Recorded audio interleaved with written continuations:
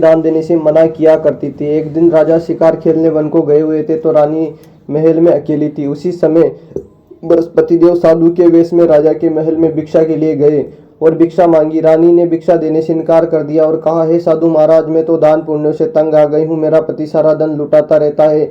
मेरी इच्छा है कि हमारा धन नष्ट हो जाए, फिर न रहेगा बांस और ना ही बजेगी बांसुरी। साधु ने कहा, देवी तुम तो बड़ी अजीब हो। धन संतान तो सभी चाहते हैं, पुत्र और लक्ष्मी तो पापी के घर भी होनी चाहिए। यदि तुम्हारे पास अधिक धन है तो भूखों को भोजन दो, प्यासों के लिए प्याऊ बनवाओ, मुसाफिरों के लिए धर्मशालाएं खुलवाओ। जो निर्धन अपनी कुंवारी कन्याओं का विवाह नहीं कर सकते उनका विवाह करवा दो। ऐसे और कई काम हैं जिनके करने से तुम्हारा यश लोक परलोक में फैलेगा। परंतु रानी पर उपदेश का कोई प्रभाव न पड़ा। वह बोली, महाराज जी, आप मुझे न समझाएं। मैं ऐसा धन नहीं चाहती हूँ जो हर जगह बांटती फिरूं। साधु ने उत्तर दिया, यदि तुम्हारी ऐसी इच्छा है तो तथास्तु। तुम ऐसा करना कि बृहस्पतिवार को घर लीपकर पीली मिट्टी से अपना सिर धोकर स्नान करना, भट्टी चढ़ाकर कपड़े धोना। ऐसा करने से आपका सारा धन नष्ट हो जाएगा। इतना कहकर वह साधु महाराज वहां से आलोप हो गए। जैसे वह साधु कहकर गया था, रानी ने वैसा ही किया। 6 बृहस्पतिवार ही बीते थे कि उसका समस्त धन नष्ट हो गया और भोजन के लिए दोनों तरसने लगे, सांसारिक भोगों से दुखी रहने लगे। तब वह राजा रानी से कहने लगा कि तुम यहाँ पर रहो, मैं दूसरे देश में जाऊं, क्योंकि यहाँ पर मुझे सभी मनुष्य जानते हैं, इसीलिए कोई कार्य भी नहीं कर सकता। देशी चोरी परदेश भीख बराबर है। ऐसा कहकर राजा परदेश चला गया।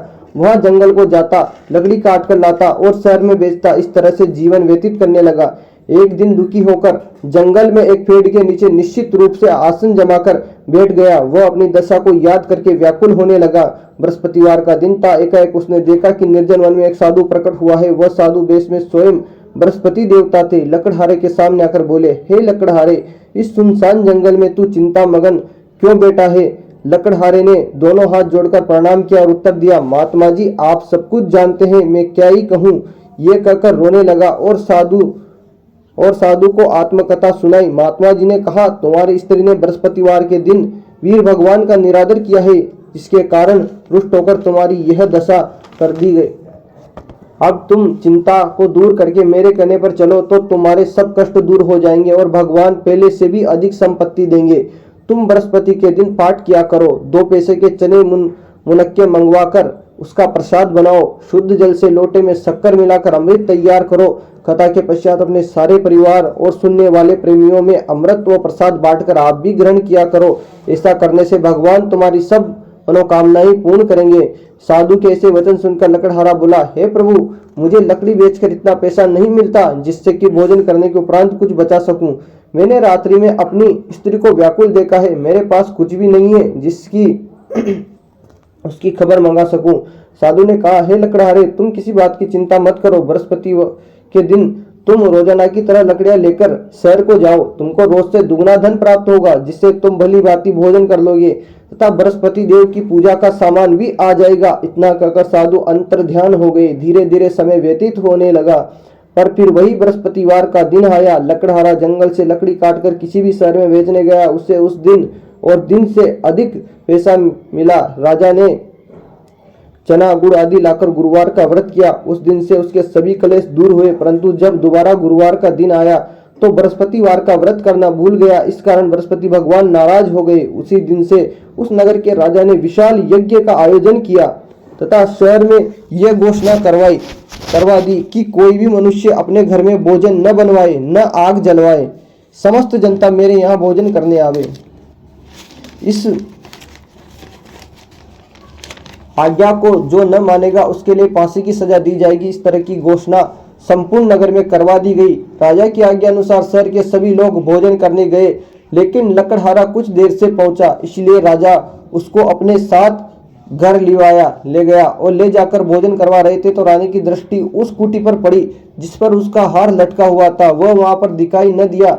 रानी ने निश्चय किया कि मेरा हार इस मनुष्य ने ही चोरी किया है। उसी समय पुलिस को बुलाकर उसको जेल खाने में डलवा दिया। जब लकड़हारा जेल खाने में पड़ गया और बहुत दुखी होकर विचार करने लगा कि न जाने कौन से पूर्व जन्म में कर्म से मेरे दुख प्राप्त हुआ है, और उसी साधु को याद करने लगा जो कि जंगल में मिला था।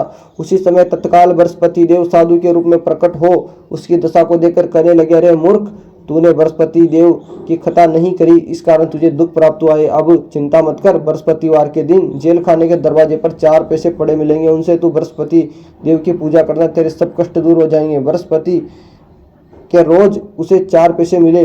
लकड़हारे ने कथा कही। उसी रात्रि को बृहस्पति देव ने उस नगर के राजा को सपने में कहा, हे राजा, तुमने जिस आदमी को जेल खाने में बंद कर दिया है वह निर्दोष है, वह राजा है, उसे छोड़ देना। रानी का उसी खूंटी पर लटका है, अगर तू ऐसा नहीं करेगा तो मैं तेरे राज्य को नष्ट कर दूंगा। इस तरह रात्रि के स्वप्न को देखकर राजा प्रातः काल उठा और खूंटी पर हार देखकर लकड़हारे को बुलाकर क्षमा मांगी तथा लकड़हारे को योग्य सुंदर वस्त्र आभूषण देकर विदा किया तथा बृहस्पति देव की आज्ञा अनुसार लकड़हारा अपने नगर को चल दिया। राजा जब नगर के निकट पहुंचा तो उसे बड़ा आश्चर्य हुआ। नगर में उससे अधिक बाग, तालाब, कुएं, बहुत सी धर्मशालाएं, मंदिर आदि बन गए। राजा ने पूछा, ये किसका बाग और धर्मशाला है? तब नगर के सब लोग कहने लगे, ये सब रानी और बांदी के हैं। तो राजा को आश्चर्य हुआ, गुस्सा भी आया। जब रानी ने यह खबर सुनी कि राजा आ रहे हैं तो उसने बांदी से कहा कि हे दासी, देख राजा हमको कितनी बुरी हालत में छोड़ के गए थे, हमारी ऐसी हालत देखकर वो लौट न जाए, इसलिए तू दरवाजे पर खड़ी हो जा। आज्ञा अनुसार दासी दरवाजे पर खड़ी हो गई। राजा आए तो उन्हें अपने साथ ले आए। तब राजा ने क्रोध करके अपनी रानी से पूछा कि यह धन तुम्हें कैसे प्राप्त हुआ? उन्होंने कहा, हमें सब दिन बृहस्पति देव के इस व्रत के प्रभाव से प्राप्त हुआ है। राजा ने निश्चय किया कि 7 रोज बाद तो सभी बृहस्पति देव का पूजन करते हैं, परंतु मैं रोजाना दिन में 3 बार कहानी कहा करूंगा तथा रोज व्रत किया करूंगा। अब हर समय राजा के दुपट्टे में चने की दाल बंधी रहती तथा दिन में 3 बार कहानी कहता। एक रोज राजा ने विचार किया कि चलो अपनी बहन के यहाँ हो आए। इस तरह निश्चय कर राजा घोड़े पर सवार हो अपनी बहन के यहाँ को चलने लगा। मार्ग में उसने देखा कि कुछ आदमी एक मुर्दे को ले जा रहे हैं। उन्हें रोककर राजा कहने लगा, अरे भाई, मेरी बृहस्पति देव की कहानी सुन लो। वे बोले, लो, हमारा तो आदमी मर गया है और इसको अपनी कथा की पड़ी है। परंतु कुछ आदमी बोले, अच्छा है, हम तुम्हारी कथा भी सुनेंगे। राजा ने दाल निकाली। जब कथा आधी हुई थी कि मुर्दा हिलने लग गया। जब कथा समाप्त हो गई तो राम राम करके मनुष्य उठ खड़ा हो गया। आगे मार्ग में उसे एक किसान खेत में हल चलाता मिला। राजा ने उसे देखा और उससे बोला, अरे भैया, तुम मेरी बृहस्पति देव की बृहस्पतिवार की कथा सुन लो। किसान बोला, जब तक मैं तेरी कथा सुनूंगा तब तक 4 हरैया जोत लूंगा, जा अपनी कथा किसी और को सुनाना। इस तरह राजा आगे चलने लगा। राजा के हटते ही बैल पछाड़ खाकर गिर गए तथा उसके पेट में बड़ी ही जोर से दर्द होने लगा। उसी समय उसकी माँ रोटी लेकर आई। उसने जब ये देखा तो अपने पुत्र से सब हाल पूछा और बेटे ने भी सभी हाल कह दिया। तो बुढ़िया दौड़ी दौड़ी उस घुड़सवार के पास गई। उससे बोली कि मैं तेरी कथा सुनूंगी, तू अपनी कथा मेरे खेत पर चलकर ही कहना। राजा ने बुढ़िया के खेत पर जाकर कथा कही, जिसके सुनते ही बैल उठ खड़े हुए तथा किसान के पेट का दर्द भी बंद हो गया।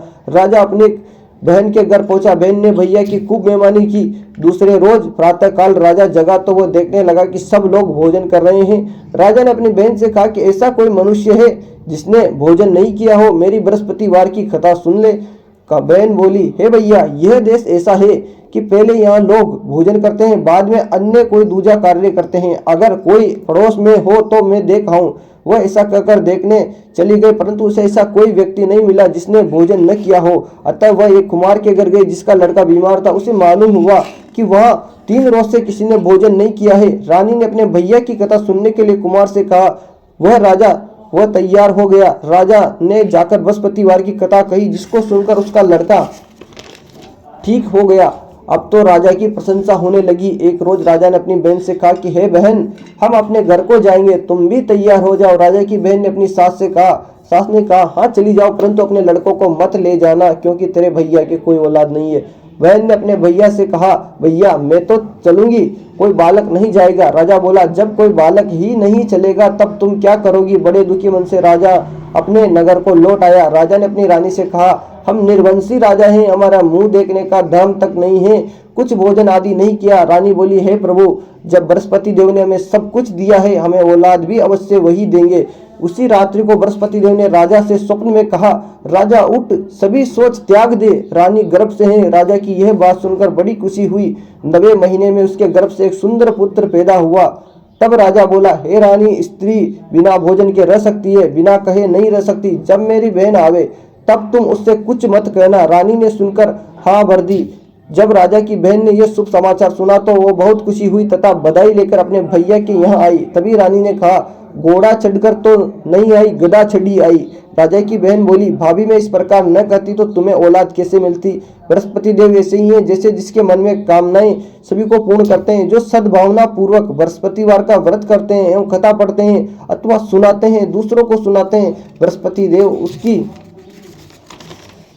सारी मनोकामनाएं पूर्ण करते हैं। भगवान बृहस्पति देव उसकी सदैव रक्षा करते हैं। संसार में सद्भावना से भगवान जी का पूजन व्रत सच्चे हृदय से करते हैं तो उनकी सभी मनोकामनाएं पूर्ण करते हैं। जैसे सच्ची भावना से राजा ने उनकी कथा का गुणगान किया तो उनकी सभी इच्छाएं बृहस्पति देव जी ने पूर्ण की थी। इसीलिए पूर्ण कथा सुनने के बाद प्रसाद लेकर ही जाना चाहिए, हृदय से उसका मनन करना चाहिए, जय जयकार बोलनी चाहिए।